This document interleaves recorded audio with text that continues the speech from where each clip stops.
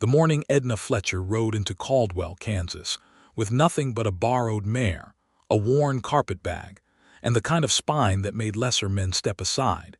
Every soul on the main street stopped what they were doing and simply stared. It was the spring of 1878, and Caldwell sat right at the edge of the Kishom Trail, a town caught between the old world and whatever rough, dust-choked thing was coming next.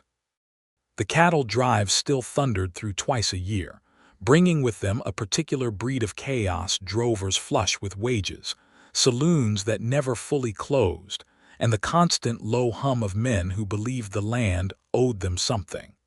Edna had heard all of it before she arrived. She had heard the warnings too. Her aunt, a severe woman named Constance who lived in Wichita and had seen enough of the frontier to develop a permanent squint, had gripped both of Edna's hands on the morning of her departure and looked her dead in the eye. "You are 24 years old and you have more fire in you than sense," Constance had said. "Caldwell will either make you or break you, and I have not yet decided which is worse." Edna had kissed her aunt on the cheek, loaded her bag, and left before the coffee had finished brewing. She was not running from anything.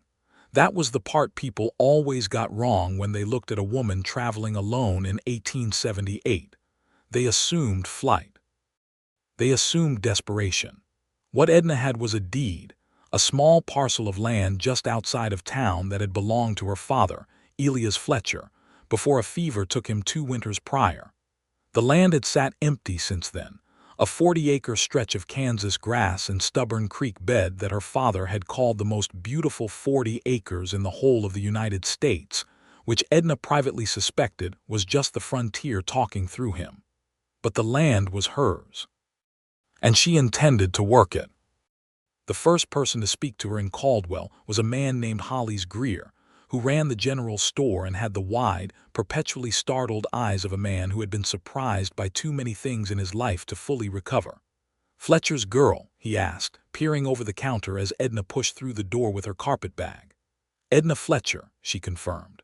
"I need seed nails, a new axe handle if you have one, and directions to whoever is currently storing my father's tools." Holly stared at her. "Storing his tools? Ma'am, those tools have been in Pete Calloway's barn for going on 2 years. Then I will need Pete Calloway's address as well." Holly stared a moment longer, then began moving. There was something in Edna's voice that did not invite argument, not rudeness exactly, just a perfect, clear certainty that tended to resolve matters quickly. It was later that afternoon, while she was loading her purchases into a small rented wagon, that she first saw Isaac Keating. He came down the main street at a loose, unhurried walk, the way men moved when they had been on horseback so long that even the ground felt like something to be negotiated rather than trusted. He was perhaps 28, with the kind of build that came from actual work rather than ambition, broad through the shoulders, lean everywhere else, with dark hair that curled slightly under the brim of a hat that had seen significant weather. There was a coil of rope over one shoulder, and a look on his face that suggested he was thinking about something entirely other than where his feet were taking him. He nearly walked into Edna's wagon. "Pardon," he said, stopping short, hat coming off his head with an automatic courtesy that suggested it had been drilled into him young. "No harm done," Edna said, without looking up from the arrangement of seed bags. He stood there a moment. Most men, she had found, either talked too much when they met her or went silent in a way that was its own kind of loudness. This man did neither. He simply looked at the wagon, then at her, then at the wagon again with the considering expression of someone doing a quiet calculation. "You are loading that wrong," he said. Edna stopped. She straightened and looked at him fully for the first time. "I beg your pardon. The seed bags on the left side are heavier than the right. The road out to the Fletcher land has a particular slope to it coming off the creek crossing. You hit that uneven, you lose half of it." She looked at him. He looked at her. Neither of them was going to flinch first. "And how would you know where I am going?" she asked. "Because Hollis Greer has a voice that carries through 2 walls, and I was in the hardware section when you told him your name," he said, and there was the faintest trace of something at the corner of his mouth that was not quite a smile. "Isaac Keating. I run a small outfit about 3 miles east of your land." Edna considered him for another moment, then stepped back from the wagon. "Then by all means," she said, with a gesture that was both an invitation and a test. He repacked the wagon in under 4 minutes, shifting weight with the practiced economy of a man who had been loading and unloading things on uneven terrain for most of his adult life. When he was finished, he stepped back and settled his hat back on his head. "Your father was a good man," he said. "I am sorry for your loss." The words were simple, and he delivered them without decoration, which was exactly why they landed. "Thank you," Edna said, and for the first time since Wichita, something in her chest loosened just slightly. She drove out to her land alone that afternoon, which was how she had planned it. The 40 acres looked exactly like her father had described them, a rolling stretch of buffalo grass with a creek running along the southern boundary that caught the late afternoon light and threw it back in pieces. The small house was still standing, which was more than she had hoped. The roof needed work. The porch had developed a lean that suggested the west post had given up on its responsibilities. The garden plot her father had started was reclaimed by weeds, so thoroughly it had ceased to look like a garden plot at all. Edna stood in the yard for a long moment, her hand flat against the rough wood of the door frame, and felt the complicated weight of inheriting a place that someone loved before you did. "All right, Papa," she said quietly, to no one and to him at the same time. "Let us see what we can do with it." She slept in the house that first night on a bedroll, listening to the Kansas wind move through the grass with a sound like the land itself breathing, and she did not feel afraid. She felt, for the first time in 2 years of grief and drift and other people's opinions about what she ought to do next, entirely like herself. She did not think much about Isaac Keating. At least, she tried not to. The first 2 weeks on the Fletcher land were a study in pure, unrelenting work. Edna repaired the roof with lumber she purchased in town and hauled out herself, spending 3 days on it with techniques her father had taught her, and a stubbornness that made the whole enterprise possible. She replastered the interior walls where the weather had gotten in. She broke ground on the garden plot, turning the hard spring soil one long strip at a time until her shoulders ached in a way that felt honest. She cleared the creek bank of the deadfall that had accumulated over 2 winters, opening the water flow and giving herself a clean place to draw from. The neighbors watched her. This was the frontier, and the frontier had its own form of social theater. People did not always speak directly, but they observed closely, and Edna could feel the town of Caldwell taking the measure of her every time she appeared on the main street for supplies. The men watched with varying degrees of skepticism. The women watched with something more complicated, a mixture of recognition and something that might have been hope, or might have been dread, depending on the woman. The first person to come out and speak plainly to her was a woman named Ruth Abbott, who had a homestead half a mile to the north, and a directness that Edna immediately respected. Ruth arrived one morning with a covered dish, and the kind of expression that meant she had made up her mind about something before she left the house. "Cornbread and the honest truth," Ruth said, handing over the dish and seating herself on Edna's newly repaired porch step without being invited. "Which would you like first?" "I will take them together," Edna said, sitting beside her. Ruth was perhaps 35, sun-worn in the way that frontier women got when they had been working outside for 15 years. Her hands were calloused, and her eyes were the sharp, steady kind that had seen a considerable amount and chosen not to be leveled by it. "You are doing well," Ruth said. "Better than most expected. I will not pretend they were not taking bets in town. I assumed they were. The current odds favor you making it to the first hard winter and then selling out." "What are the odds on the alternative?" Edna asked. Ruth looked at her with something approaching approval. "There are not many who will put money against the land in this territory. It has a way of winning. My father held it for 11 years. Your father was a man." The sentence landed quietly without malice, which somehow made it heavier. "I know that," Edna said. I also know that I am not him. I am not trying to be him. I am trying to be what I am, which is the person this land belongs to now. Ruth ate a piece of the corn bread she had brought, considered Edna for a long moment, and then said, I think you are going to be just fine. I thought so before I came over, and I am more certain now. They became friends in the efficient way that frontier women sometimes did, not slowly and decoratively, but quickly and practically, because isolation was its own kind of danger, and having one person nearby who was genuinely on your side was worth more than a whole social season in a city. It was Ruth who first mentioned Isaac Keating beyond the basic geography.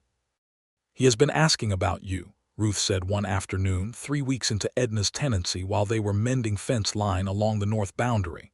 Edna kept her eyes on the wire. Has he? Asking Hollies whether you have everything you need, asking Pete Calloway if the tools were in good order, asking me whether the roof held in the last rain. That is a great deal of asking, Edna said. It is, Ruth agreed. He is not a man who asks much about anything as a rule, keeps himself close. Runs his outfit well, does his work, comes to town when he needs something and leaves again, does not ask after people as a general practice. Edna finished the section of fence she was working on. Then I suppose he is curious. I suppose he is, Ruth said, and her voice had the particular texture of a woman who had said the true thing in the space between the words. Isaac came by for the first time officially on a Thursday in early May, when the prairie was making its brief, extravagant attempt at beauty before the summer heat arrived and made everything honest again. The wildflowers along the creek were going. The sky was that specific shade of Kansas blue that seemed to start about 3 feet above the ground and go up forever, and Edna was on her knees in the garden when she heard the horse. She stood up, brushing her hands on her apron, and watched him ride in from the east. He was on a well-kept bay, moving with the particular ease of a man who had been on horseback since he was large enough to stay on one. He had a crate balanced across the front of his saddle that looked like it was doing its best not to slide off and losing the argument. "Morning," he said, pulling up at the fence line. "Morning," Edna said. He looked at the garden plot behind her, which was now fully turned and planted. "You got all that done yourself?" Is that a genuine question, or is it a way of pointing out that you did not expect me to? He had the grace to almost smile at that. Both, I suppose. He held up the crate with some effort. My neighbor 2 miles south had a hen go overly productive this spring. He asked if I would pass these along, as you are the newest holding in the area and eggs are a useful thing to have. Edna came to the fence, looked at the crate of eggs packed carefully in straw, and then looked at Isaac Keating. "Your neighbor sent you 2 miles out of your way with eggs," she said. "He did," Isaac said, and he kept his face entirely straight.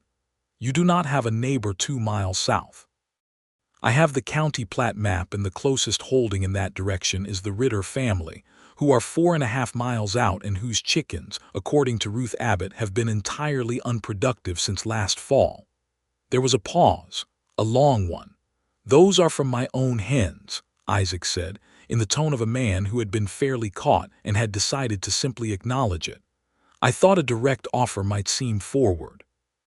Something in Edna's chest did the same thing it had done that first afternoon, a small, involuntary loosening, like a knot releasing one wrap at a time. It would have been forward, she agreed. She opened the fence gate. "But it also would have been honest, which I prefer. Come in. I have coffee on." He brought the crate in and set it on the porch table, and they drank coffee standing up in the way that working people did when sitting down felt like a commitment to time they were not sure they had. He asked about the roof, and she told him about the repair. He asked about the garden layout, and she showed him the plan she had sketched on paper, what she was planting where, and why, the whole thing laid out with a precision that made him look at it twice. "You know what you are doing," he said, and it was not flattery. It was the plain recognition of a professional for another professional. "I grew up watching my father do it," she said, "and then I read everything I could find on top of that. He was good at instinct. I prefer information." "Do the two not conflict?" "Sometimes. When they do, instinct has to prove itself and information has to be flexible. That is the only arrangement that works. He looked at her in a way that was different from how he had looked at the garden plan, more direct, more still. That is a sensible way of thinking, he said.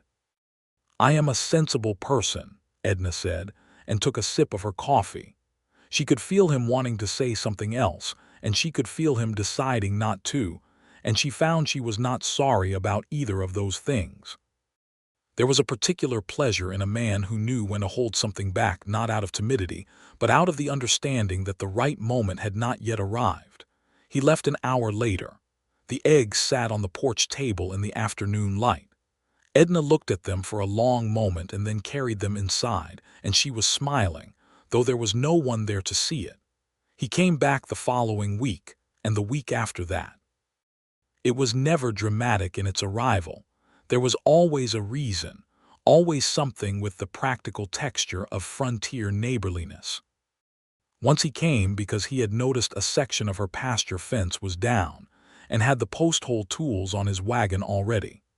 Once he came because he was headed to town and offered to take her list, which she politely declined, but he pointed out would save her half a day, which was true. And so she gave him the list and he brought everything back without a single error or substitution. Once he came with a question about the creek boundary, where their two properties technically shared water rights, and they spent an hour walking the creek bank together talking about flow and seasonal variation, and whether the swimming hole that sat in the bend by the old cottonwood was technically on her side or his. "It is on my side," Edna said, standing on the bank with her arms crossed, looking at the water going bright in the late afternoon. "The county map puts the boundary line about 20 feet north of where you are standing," Isaac said. "The county map was drawn by a man who did not walk this particular stretch of creek," Edna said. "Look at the bank. The erosion pattern puts the natural boundary along the line of those rocks, not the map line." Isaac looked at the rocks. He looked at the water. He looked at Edna, who was looking at the water with the expression of someone who had already won an argument she had not yet fully made. "All right," he said. "The swimming hole is on your side. Thank you." "I would like visiting rights," he said, and there was something in the delivery of it that was so dry and so deliberate that Edna laughed before she could help herself. It was a full, real laugh, the kind that surprised her.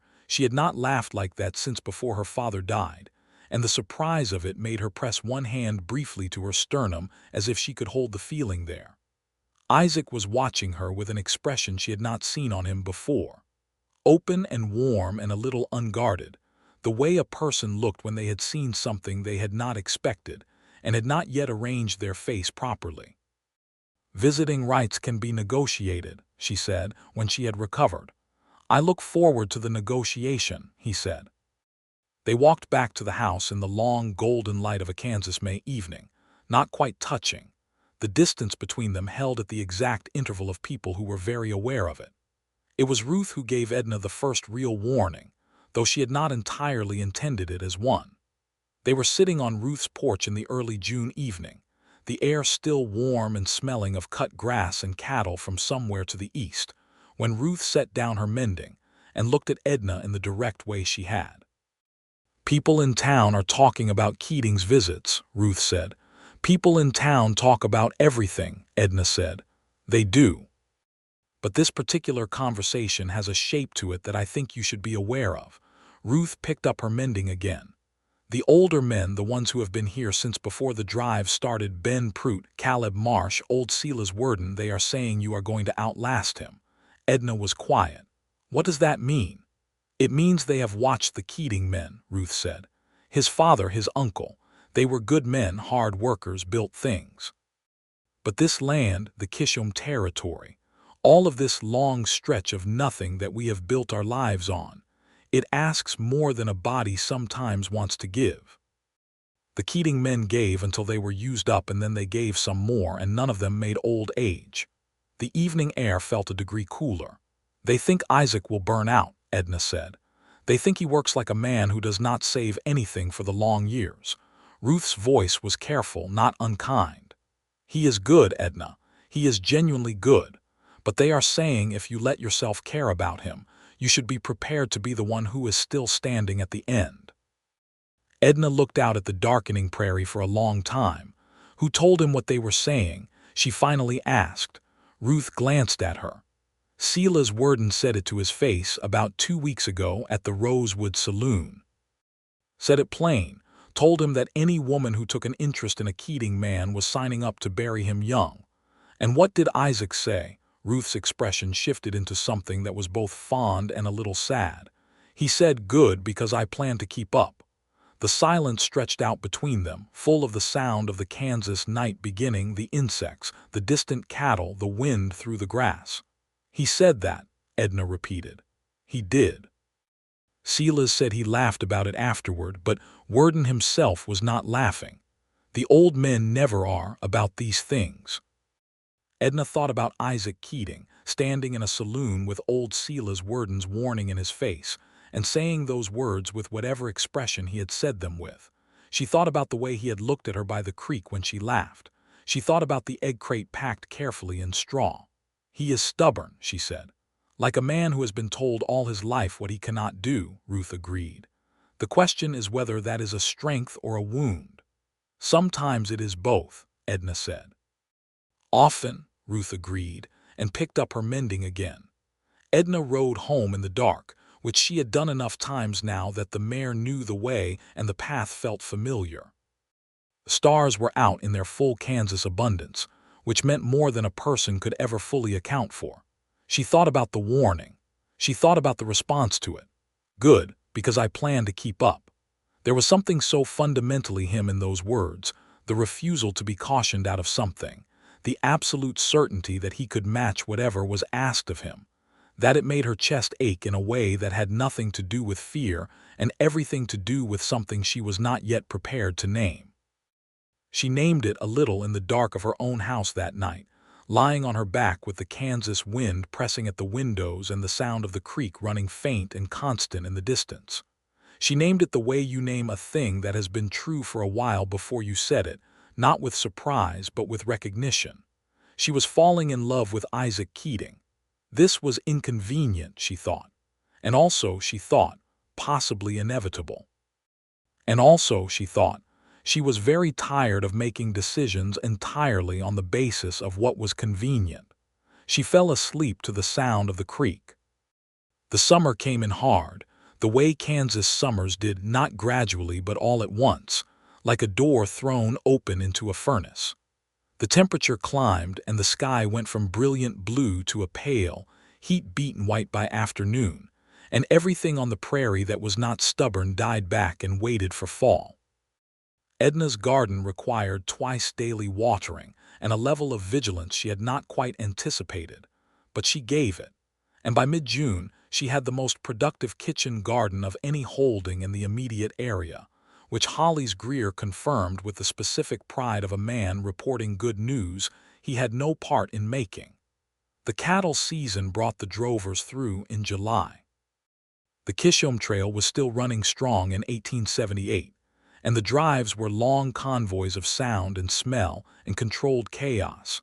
Thousands of longhorns moving north, the air thick with dust, and the low constant bellow of cattle that had been walking for weeks. The drovers camped on the outskirts of Caldwell for 2 or 3 days at a time, and the town accommodated them with the efficient commerce of a place that had done this before and intended to keep doing it as long as the money came through. Edna stayed close to her land during the drives.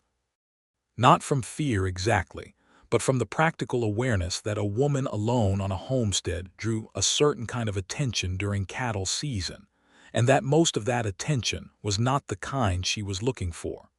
It was during the first drive of the summer that she saw what Ruth had meant about Isaac.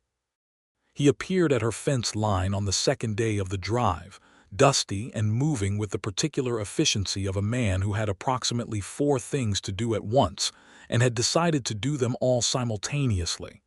"How many head do you have in your pasture right now?" he asked without preamble. 12, Edna said. "Why?" "The Gallagher Drive is coming through on the South Road this afternoon. They are running about 2,000 head and they are short 2 drovers. The foreman is a man named Tate who has a history of letting the herd drift wider than the road boundaries when he thinks he can get away with it. Edna understood immediately. He will push through my south pasture. He will try, Isaac said. I have already spoken to the county sheriff about the boundary lines. He will be watching. But Tate has done this before, and he is quick about moving cattle once they are somewhere they should not be. The damage is done before anyone can stop it. So, what do? We came out naturally, without calculation, and she saw it register with him in a brief stillness before he responded. We spend this afternoon reinforcing your south fence, and then we stand on it and watch him come through, Isaac said. 2 people holding a line is harder to argue with than 1. They spent 4 hours on the south fence in the July heat, working side by side with the focused efficiency of 2 people who knew what they were doing and had stopped pretending to need direction. The sun was merciless and the work was hot and physical, and by the end of it they were both covered in dust and sweat and had not said a single unnecessary word. But there was a quality to the silence between them that was the opposite of empty. It was full of the particular intimacy of shared effort, of 2 bodies working toward the same end in the same heat under the same enormous sky. When the Gallagher drive came through at 4 in the afternoon, it was indeed trying to drift wide. Tate, a lean man with the calculating eyes of a natural opportunist, saw the reinforced fence and the 2 people standing at it and made his own calculation quickly. The drive stayed on the road. Tate gave Edna a look as he passed that was not quite hostile but was definitely annoyed, and she held it without moving until the last of the cattle had gone by. When the dust settled, Isaac was standing a foot away from her at the fence line, watching the drive diminish in the distance. "Thank you," Edna said. "Your land," he said simply. "Yes, but you spent your afternoon on it."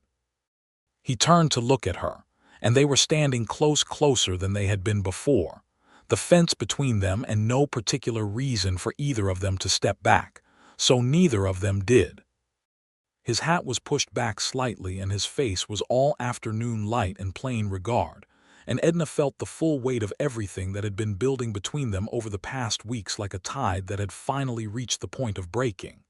"Edna," he said, and his voice had changed in a way she noticed immediately. It had that quality of something said carefully because it mattered. "Isaac," she said, with the same careful note. "I want to ask if I may call on you properly," he said. "Not for fence repair or egg delivery or water rights discussions. Properly." The evening star was just becoming visible in the west, and the air smelled of cattle and dust and the faint sweetness of evening grass, and Edna Fletcher, 24 years old, owner of 40 acres of the most beautiful land in Kansas, looked at Isaac Keating and felt the last of whatever had been holding her careful dissolve entirely. "You may," she said. He called on her that Sunday, and the Sunday after that, and the one after that. The courtship of Isaac Keating and Edna Fletcher was, by Caldwell's standards, a fairly quiet one, no grand gestures or public declarations, nothing that would have made particularly exciting story material at the time of its happening. What it was, instead, was a sustained and genuine accumulation of time spent together, and time, in Edna's experience, was the only thing that told you anything true. He brought his fiddle the 3rd Sunday and played in the evening on her porch, not performing but just playing, the way a person did when music was something they did for themselves rather than for an audience. He played well, simply, cleanly, with the particular feeling of someone who had learned from someone they loved and kept playing to stay close to that. "Your mother?" Edna asked when he had finished a slow song she did not recognize. He looked at her. "How did you know?" "The way you play it, like it is a conversation." He set the fiddle across his knees. "She died when I was 12, fever. She used to play after supper every night, summer and winter both." He was quiet for a moment. "This was one of hers." "What was her name?" "Clara." "She raised a good man," Edna said simply. He looked at her with the open, unguarded expression that he only ever let her see, the one that was just him, without the competent, capable exterior that was the face he showed to the world. "I am trying," he said. "You are succeeding," she told him. He rode home in the dark, and she stood on her porch and watched his lantern diminish across the prairie, and thought that this was one of those moments, the kind that looked like nothing from the outside but felt enormous from the inside, like a river changing course. The summer deepened. They worked their respective holdings through the long hot weeks, sometimes independently, sometimes together when the work called for more than one pair of hands. Edna learned the rhythms of his operation, a small mixed outfit of cattle and horses, run with the meticulous care of someone who understood that the margin between a good year and a broken one was mostly about preparation. Isaac learned the rhythms of hers, the garden, the small dairy herd she was building, the plan she was developing to grow her acreage to a workable 60 by the following year. He listened to her plans with complete attention, asking questions that were always specific and useful, never the half-listening that was its own kind of condescension. When she described the drainage system she intended to build along the east slope to address the waterlogging problem she had identified, he thought about it for several minutes and then made a suggestion about the gradient that was good enough that she revised the plan on the spot. "That is better," she said, looking at the revised sketch. "You had the idea," he said. "I just adjusted the angle." "Taking credit for the angle," she said. "I will take what I can get," he said, and they were sitting close enough at the kitchen table that she could see the exact color of his eyes, which were a dark, warm brown that she had decided in her most private thoughts was her favorite color. She told him about her father that summer too, not all at once, but in pieces, the way you told things when the person across from you had proven they could hold what you gave them. She told him about Edna Fletcher's particular combination of stubbornness and poetry, his conviction that every piece of land had a character that you had to learn before you could work with it.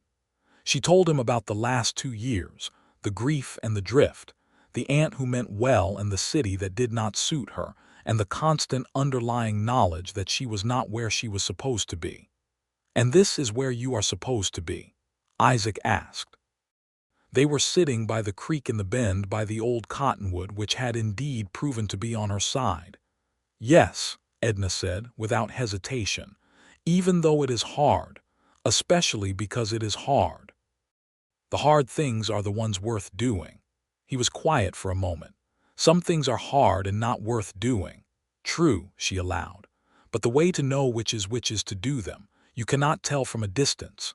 He looked at her with that particular regard that she had come to understand was his version of an embrace, a full, warm, complete attention that made her feel entirely seen.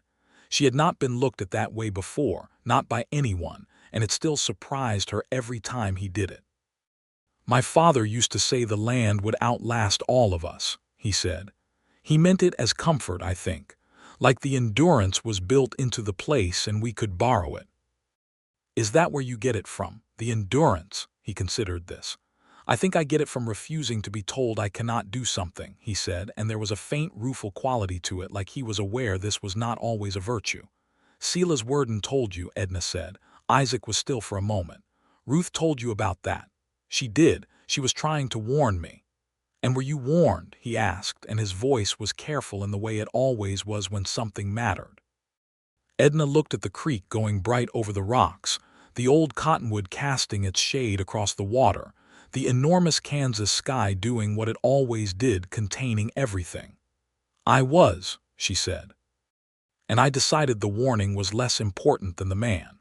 The silence that followed was the good kind, full rather than empty, the kind that did not need to be filled. "Edna," he said very quietly. "Do not say anything right now," she told him.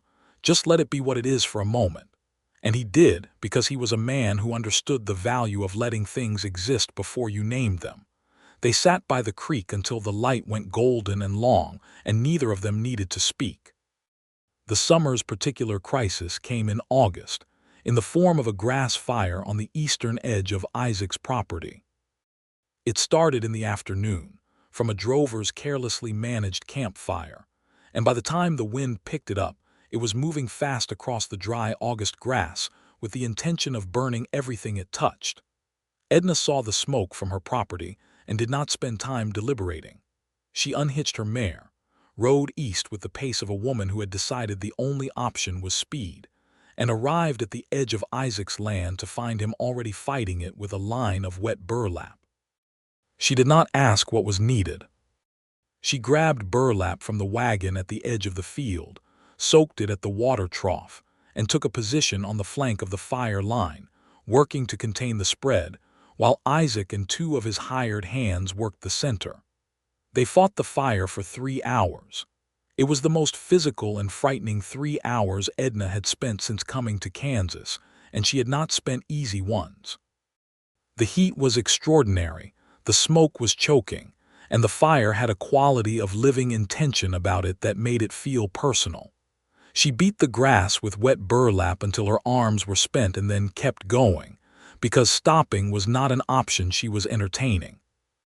When it was finally out, contained on the south end by the creek and beaten back everywhere else, the 4 of them stood in the black, smoking remains of about 15 acres of Isaac's pasture and looked at what was left. His hired hands, a pair of brothers named Will and Henry Sauer, were looking at the damage with the silent calculation of men assessing what the repair would cost. Isaac was standing very still at the edge of the burned line. Edna went to him. She put her hand on his arm, which was the first time she had touched him with deliberate intent, and felt him breathe out slowly. 15 acres, he said. It is, she said. 2 of my best grazing pastures. Yes. He turned to look at her, and he was smudged with ash and smoke, and his face was tight with the kind of controlled feeling that men of his kind were sometimes very good at holding in and not so good at holding forever. It will come back, Edna said. Burned pasture comes back rich. Your father knew this. His land knew this. You will reseed it in the fall, and by next spring it will be the best grass you have on the property. He looked at her for a long moment. How do you know about burned pasture? He said, and there was something almost raw in the asking. I read, she said, and I pay attention, and you are not going to lose this land, Isaac Keating, not to a fire, not to anything. Something crossed his face that was too complicated to be described simply, but it resolved into something clearer, a decision, she thought, the kind a person made when they were done being careful about something. He covered her hand on his arm with his own hand, which was large and warm and calloused, and held it there. I know, he said, and then quieter, because you will not let me. Because you will not let yourself, she corrected him gently. I am just here. You are more than just here, he said, and his voice was low and plain and entirely undecorated, and it landed exactly the way plain things landed when they were true. Will and Henry Sauer had developed a sudden intense interest in something at the far end of the burned field. Edna looked at Isaac's face, ash-smudged and open and entirely without its usual measured calm, and she did what she should have done by the creek. All right, she said very quietly. Say the thing. He said it. I am in love with you, Edna. I have been since you told me I loaded your wagon wrong. I did not know how to say it without making you feel as though the whole enterprise was about me, because it is not. It is about you, and what you are building here, and the fact that I would very much like to be part of it if you will let me. But if you would not, I will understand that too, because you are the kind of woman who gets to decide things for herself, and I would never want you to feel otherwise.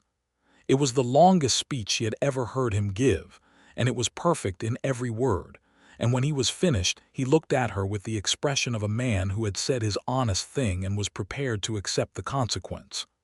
Isaac, she said. Yes. I have been in love with you since you repacked my wagon without being asked, and told me I was loading it wrong, she said, and I would very much like to build something with you. The brothers Sauer remained intensely interested in the far end of the field. Isaac Keating smiled, a full, real smile, not the controlled corner-of-the-mouth version she had seen before, but the actual thing, wide and warm and a little dazzled. It changed his face entirely, and she thought she might never stop being glad to see it. Good, he said, because I plan to keep up. She laughed again, in that full surprised way that she had forgotten she could, and he laughed with her, And for a long, bright moment in the middle of a burned field in August of 1878, everything in the world was exactly right. The fall of 1878 came in on a cool northwest wind that smelled of distance and coming cold, and with it came a shift in the quality of everything. The light was different, lower and more golden. The mornings had an edge that reminded a body it was not summer anymore, and the work changed character to the deep, focused preparation of people who knew what winter meant out here. Isaac proposed marriage formally on an October afternoon, sitting in Edna's kitchen with his hat in his hands and the most deliberate expression she had ever seen on him, like he had rehearsed this and intended to do it correctly. He asked her first whether she had any objection to keeping the Fletcher name on the land deed alongside his own, because he understood the land was her father's legacy and her own, and he would never want it absorbed into something that erased that. She had to stop him there. "You thought about the land deed," she said. "I thought about everything I could," he said.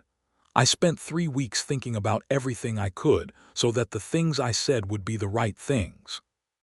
"You thought about the land deed," she said again, partly to herself. "It matters," he said. "You matter. Your father's legacy matters.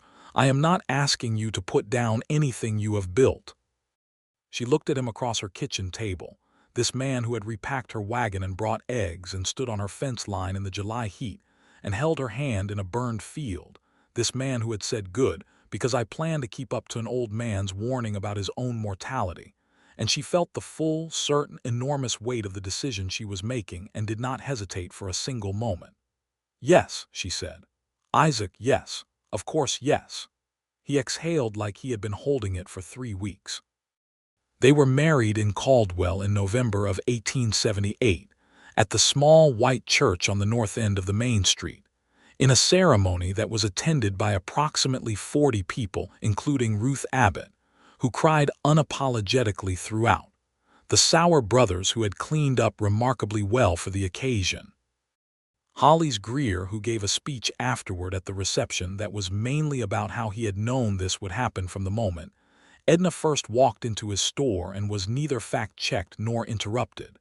And in a development that surprised Edna considerably, old Silas Worden, who arrived at the reception with his hat respectfully in his hands. Worden was a narrow, weathered man of perhaps 65, with the specific bearing of someone who had spent most of his life outdoors and had earned the right to say the hard things when they needed saying. He came up to Edna after the ceremony while Isaac was occupied with the Sauer brothers, and he held his hat and he said what he had come to say. "I told him you would outlast him," Worden said without preamble. "I know," Edna said. "He told me what you said." Worden looked at her steadily. "I meant it as a warning. His father, Isaac's father, Thomas, he was the best man I knew, worked himself to the bone for 25 years and went at 52 with nothing left to give. I did not want to see the same for this one." "What changed?" Edna asked. She was genuinely curious. Worden was quiet for a moment. "You," he said. "I watched the way he changed when you came. He still works like his father worked, but now he stops. He goes home or he goes to your place, and he is not just filling the next hour of labor. He is living, which is different from enduring." Worden looked down at his hat, then back up at her. "You gave him a reason to pace himself." Edna felt something warm move through her chest. "He gave me one too," she said. Worden nodded once. "He said good because he plans to keep up," Worden said, and for the first time in Edna's acquaintance with him, old Silas Worden smiled. "I did not believe him when he said it. I believe him now." He put his hat back on and went to find a cup of punch, and Edna watched him go and thought that this was one of those moments, small and unheroic and entirely private, that mattered more than the big ones. Isaac came to find her a few minutes later, sliding into place beside her with the ease of a man who had found his person and intended to stay in their vicinity. "What did Worden want?" he asked. "He came to tell me you were right," she said. Isaac looked across the room at the old man. "About what?" "About keeping up," Edna said. She took his arm. "He believes you now." Isaac looked down at her with the full, warm attention that was his version of an embrace, and she felt in the plain November light of a small Kansas church reception, completely and entirely at home.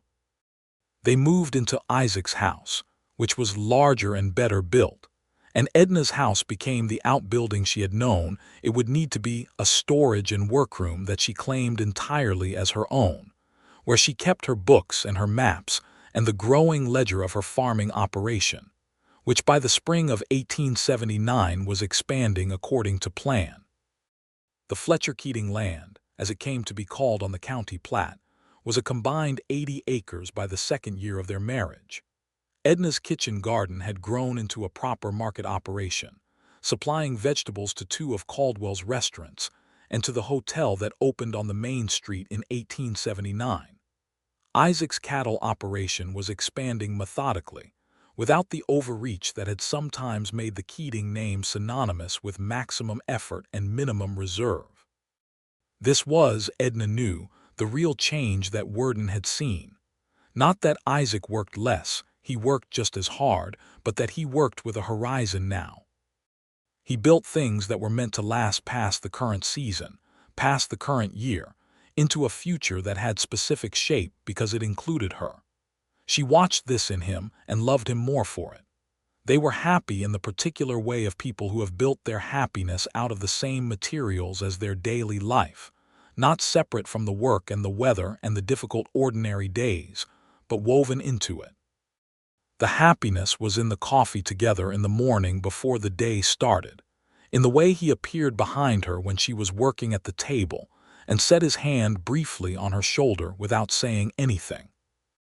It was in the arguments, which were real and occasionally heated, because they were both people with strong opinions and the conviction that they were correct, and which always resolved into something better than where they had started. It was in the evenings on the porch, the fiddle music in the summer dark, the reading aloud in winter from the books Edna kept acquiring at a rate that required 2 new shelves and eventually a third. The winter of 1879 was a hard one. Kansas had those seasons that seemed personally committed to testing the endurance of everyone who had decided to stay. The cold came early and went deep, and 2 of Isaac's cattle were lost in a January blizzard that swept down from the north with 48 hours of warning, and then hit harder than anyone had accounted for. They brought the horses into the barn, and the vulnerable animals close to shelter and battened everything down and sat out the storm together. And when it was over and the losses were counted and acknowledged, they did what frontier people did. They looked at what was left and began again. It was in February of 1880 that Edna told Isaac she was expecting. She told him in the kitchen on a Tuesday morning, simply and directly in the way she did most things, and he set down his coffee cup and looked at her with an expression she had never quite seen on him before, a combination of wonder and terror and love so unmanaged that it was almost uncomfortable to look at directly, like looking at the sun. "Are you well?" was the first thing he said, and the order of his concern, her before anything else, was one of the things she loved about him. "I am very well," she said. "I am also completely astonished, which I did not entirely expect to feel, since we have not exactly been avoiding the possibility." He came around the table and she stood up and he held her with the full, careful warmth of a man holding something he understood to be the most important thing he had ever been entrusted with. "A child," he said, into her hair. "Yes," she said, against his shoulder. "Ours," he said, and the word had a quality of amazement to it. "Ours," she confirmed. Thomas Isaac Keating was born in September of 1880, arriving on a clear fall morning with the particular determination of a person who had decided on their own schedule. He was named for Isaac's father, which Isaac had suggested, and Edna had agreed to immediately, because she understood what it meant to carry a name forward. He was a solid, wide-eyed baby who looked like both of them in alternating moments, and had, from his first weeks of life, the temperament of someone who intended to form strong opinions as soon as the vocabulary became available. Ruth Abbott came to see the baby on his second day of life, and held him with the experienced arms of a woman who had delivered 2 of her own and helped with several neighbors beside, and declared him perfect. "He has your eyes," she told Edna.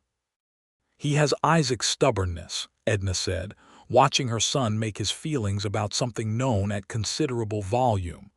"Good," Ruth said firmly. "He will need it out here." Isaac held his son with the same careful enormity he approached everything that mattered, and Edna watched them and felt something she could not name precisely, a fullness that was beyond happiness, past the reach of any single word, that had to do with continuity and love, and the specific, irreplaceable fact of a family. The years moved forward with the purposeful accumulation of a life well lived. The Fletcher Keating operation grew steadily. By 1882, they had added 20 more acres to the east, bringing the total to 100, and Isaac had built a proper barn that would have made his father proud, solid, weatherproof, designed to last. Edna's market gardening operation had expanded to include a small greenhouse she designed herself, which allowed her to start seedlings months earlier than the outdoor season and gave her a significant advantage in the Caldwell market. Hollis Greer, who had expanded his own store twice since 1878 and credited Edna's purchasing volume with a portion of his success, told anyone who would listen that the Fletcher Keating place was the best-run operation in the county, which Edna acknowledged with the pragmatic pleasure of someone who had set out to do a thing correctly and had done so. They had a second child in 1883, a daughter they named Clara, for Isaac's mother. Clara arrived in April, during one of those Kansas springs that made everything seem like a promise, and she was from the first day a child of particular personality, quieter than her brother, but with an observational capacity that felt preternatural, as though she were making detailed notes on everything around her for future reference. Thomas, by then 3 and deeply opinionated about the world, greeted his sister with a mixture of suspicion and fascination that resolved over several weeks into a fierce, proprietary affection that he would carry his entire life. Edna held her daughter in the early light of Clara's second morning and thought about names, about continuation, about the way love moved through time in the form of people. Clara for Isaac's mother, this little girl who would never meet her grandmother but would carry her forward nonetheless. She thought about her own father, Elias, and the 40 acres he had called the most beautiful in the United States, and thought that she had made something of them he would have been proud of. She thought about the conversation with Constance in Wichita, the fire and the scents, the making or breaking. She thought about a dusty Main Street in the spring of 1878 and a man who had repacked her wagon and told her she was doing it wrong. She thought about what had been built since then and felt the full, warm weight of it. "You are thinking very loudly," Isaac said from the doorway. He had been up with the livestock at first light and had come back in smelling of the barn and the cool spring morning, and he was looking at her and Clara with the expression that never entirely dimmed, that look of someone encountering something they had not expected to be given.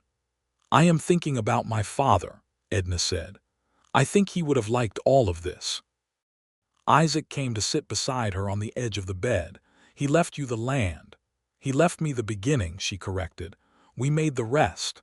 He looked at Clara, who was looking up at the morning light with the concentrated curiosity that would prove lifelong. "She is going to be something," he said. "She already is," Edna told him. He put his arm around her and she leaned into him, and the 3 of them, 4 if you counted Thomas, who was asleep in the next room with the total commitment of a child who had thoroughly exhausted himself the previous day, sat in the spring morning, with the light coming through the windows of the house Isaac had built for them, on the land that had come from her father and been added to by both of them, and it was all exactly as it should be.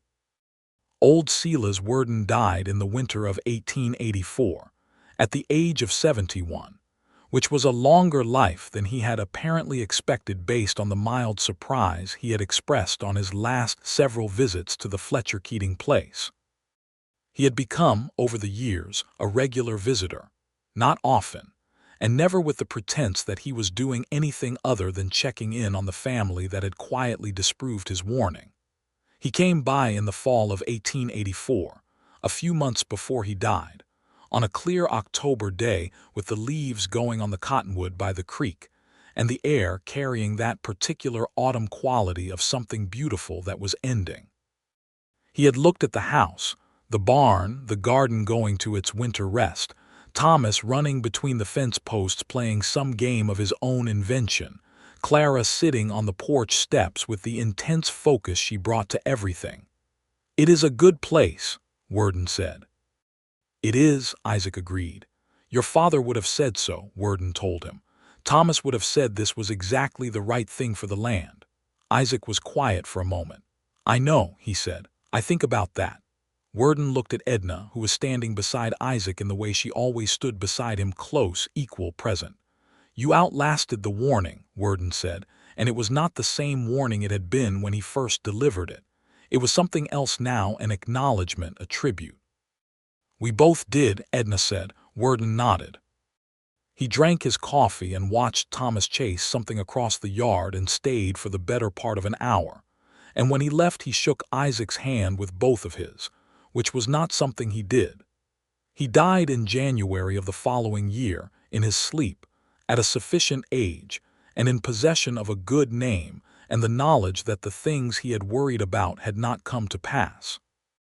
Edna attended his funeral and thought that the world was a less honest place without him, and that he had deserved better than to spend his later years being afraid on other people's behalf. But he had come around in the end, and that was its own kind of thing.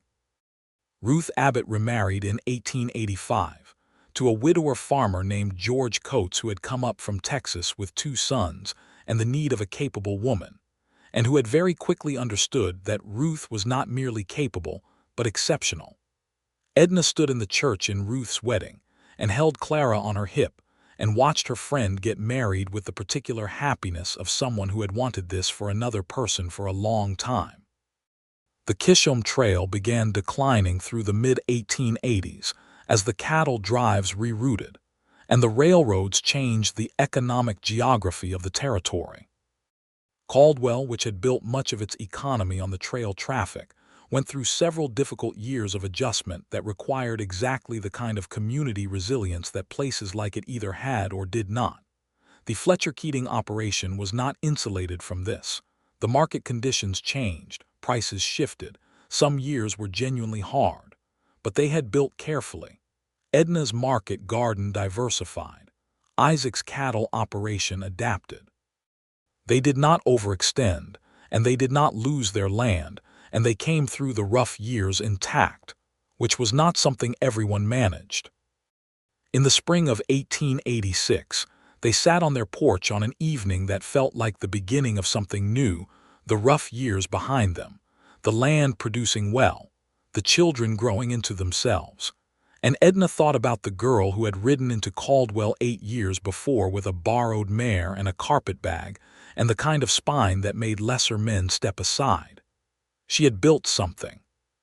She had built something real and lasting, out of 40 acres of buffalo grass and a deed, and the absolute conviction that she was capable of whatever she put herself to. And she had built it with someone who had shown up for every part of it. "What are you thinking about?" Isaac asked. He was reading. He had picked up the habit from her which had delighted her enormously when she first noticed it, and he had lowered his book to look at her with the full attention that never diminished. "The night I arrived in Caldwell," she said, "and the morning after when I loaded the wagon wrong." He smiled at that, the full, wide, warm smile that was still her favorite sight. "You were not loading it wrong. You were loading it differently. You told me I was loading it wrong." "I was 28 and I thought directness was always a virtue," he said. "I have since learned that the presentation matters." "You have," she agreed. "You have gotten considerably better at presentation." "Only because you taught me," he said, and the simplicity of it was so entirely him that she felt it in her chest the same way she had always felt the true things he said. Thomas came through the front door with the energy of a 6-year-old who had been inside for approximately as long as he could tolerate, and Clara followed with the deliberate, measuring pace that was already entirely characteristic of her. "Mama," Thomas announced, I have decided to be a rancher when I am grown." "That is a good decision," Edna said seriously. "You will need to learn the mathematics of it as well as the physical part." Thomas considered this. "I will learn the mathematics," he said, with the tone of a person making a formal commitment. "Yes, you will," Edna agreed. Clara climbed up onto the porch bench beside Edna and leaned against her without saying anything, which was her version of the same declaration. Edna put her arm around her daughter and felt the weight of her solid and warm and entirely present. This little girl named for a woman she would never meet, carrying something forward that neither of them could see the full shape of yet. Isaac watched them all with the expression she had spent 8 years learning to read, the one that meant he was counting his luck, which was not really luck at all but the result of two people who had worked very hard and chosen each other very clearly. "I need to check the south fence before dark," he said, rising. "I know," Edna said. He paused beside her on his way past, and he did what he always did, set his hand briefly on her shoulder, warm and certain. She covered it with her own. "Do not be long," she said. "I plan to keep up," he said, and the old words had a new texture now, not defiance or stubbornness but the simple, grounded certainty of a man who had proved the warning wrong by living so thoroughly that there was no room for it. She watched him walk toward the barn in the last light of the Kansas evening, his stride unhurried and familiar, the hat pushed back the way he wore it when the day was going well. The prairie went out in every direction, enormous and indifferent and achingly beautiful in the way it only was at this hour, the long grass going silver in the light, the sky layered in colors that had no name sufficient to them. Thomas had already run off the porch toward the fence line to follow his father, which was his constant practice. Clara sat beside Edna in the quiet. "Mama," Clara said. "Yes, love. Is this the most beautiful place in the world?" Edna looked at her land, the garden, the barn, the house with its straight walls and solid roof, the creek catching the last light through the old cottonwood, the two figures of her husband and son moving through the evening gold toward the south fence. She thought about her father's voice saying 40 acres, the most beautiful in the United States. "Yes," she said, "I believe it is." Clara seemed satisfied with this. She tucked herself more firmly against Edna's side, and they sat together in the falling evening, the frontier spreading out around them in every direction, and the warmth of a full life settled over the porch like something solid and earned and permanent. The summer of 1887 brought a development that Edna had not entirely anticipated, though she would tell Ruth later that she should have, given everything she knew about herself and about Isaac. A man came to Caldwell in July with county authority and a survey crew, reassessing the plat maps in the wake of some of the land transfer disputes that had emerged as the territory's economics shifted.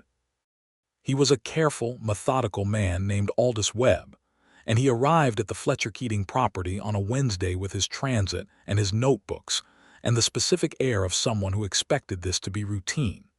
He found in the course of his work that the boundary line between the Fletcher Keating property and the old Ritter land to the south, which had changed hands twice in the past 3 years and now belonged to a speculator out of Topeka named Harlan Drake, was disputed.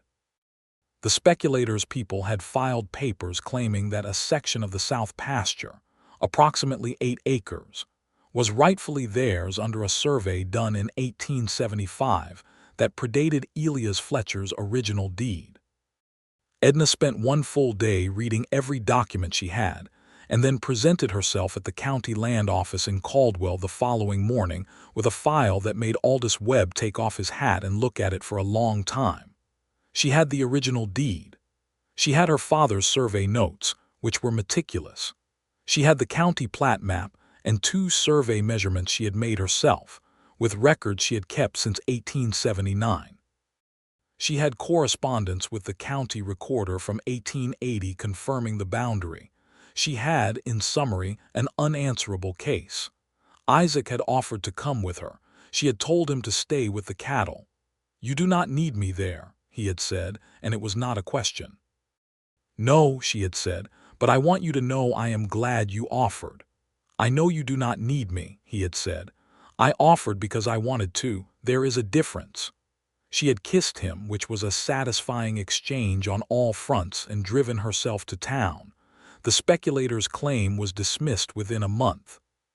The 8 acres of South pasture remained exactly where it had always been, part of the Fletcher Keating land, documented in Edna's precise handwriting, and confirmed by enough evidence to satisfy anyone with functioning reading comprehension. Harlan Drake's people attempted an informal objection, which Edna acknowledged with a letter so thoroughly specific in its legal citation and documentary evidence that the informal objection quietly withdrew. She told Isaac about it over dinner, and he listened with the focused attention he always gave her, and when she finished he was quiet for a moment. "You are the most capable person I have ever known," he said. "I am well organized," she said, with the tone of someone giving themselves measured credit. "You are exceptional," he said, and he meant it without inflation, the way he meant things. "We both are," she said. "Together." He raised his coffee cup. "Together," he agreed. The evening star was out by the time they cleared the table, and Thomas was doing his arithmetic at the far end. He had decided mathematics was a genuine interest, which Edna took as one of the better things she had ever accomplished, and Clara was drawing, which she did constantly and with increasing skill, maps and plants and animals and occasionally faces that were precise enough to be recognized.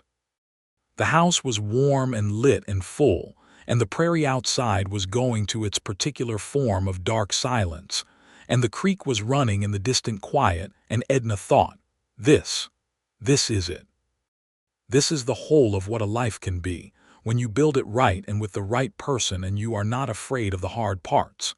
In the fall of 1888, Edna found herself expecting again, which was something she and Isaac had left to possibility rather than plan.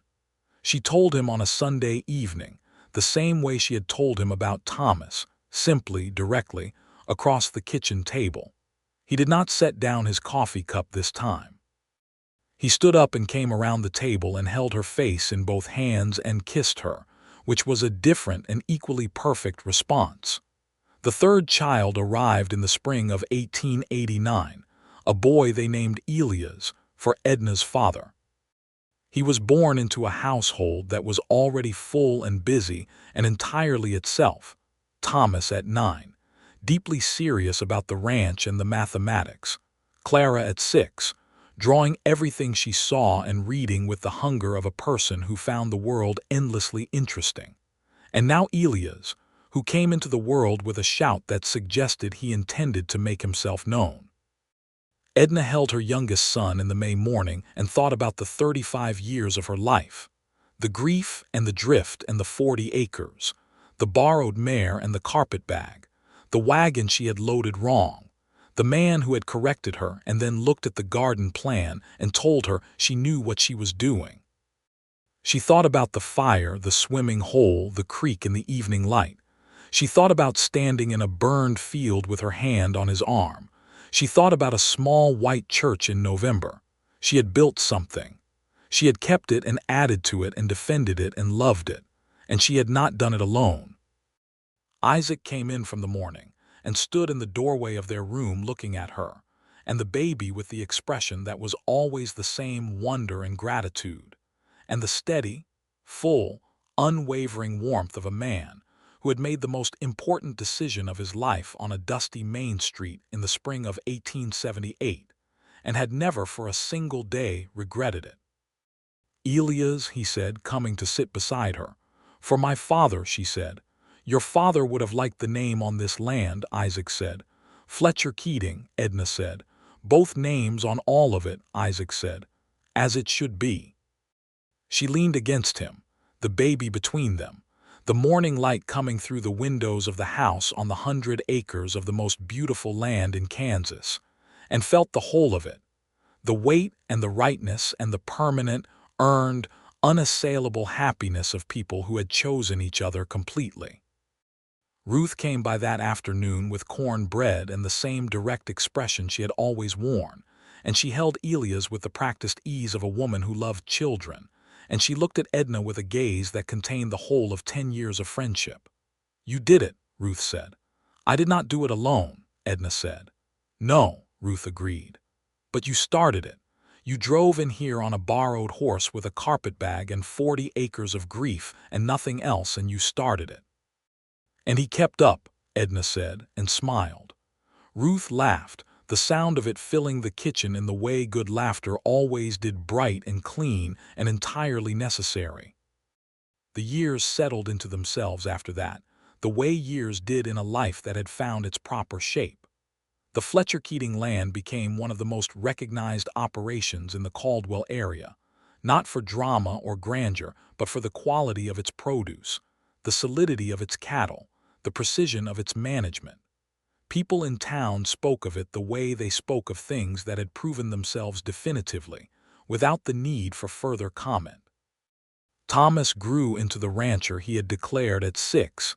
He intended to be methodical, capable, with his mother's precision, and his father's natural understanding of terrain and weather. Clara became, as Isaac had predicted on the second morning of her life, something entirely her own, a woman of considerable scientific curiosity, who would eventually correspond with botanical researchers in the East about the specific characteristics of the native Kansas plants she had been drawing since childhood.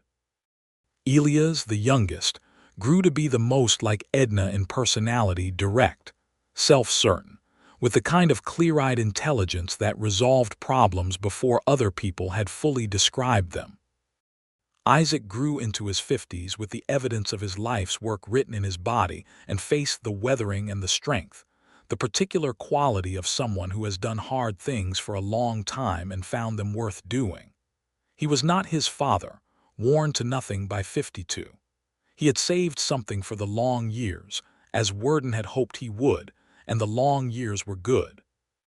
Edna, gray at 40, was no less formidable than she had been at 24, only more so.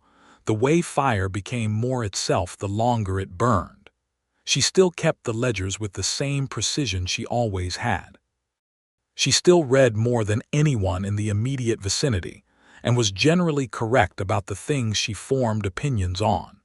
She still stood at the fence line of her land in the early morning, with the flat-handed certainty of someone whose belonging to this place was total.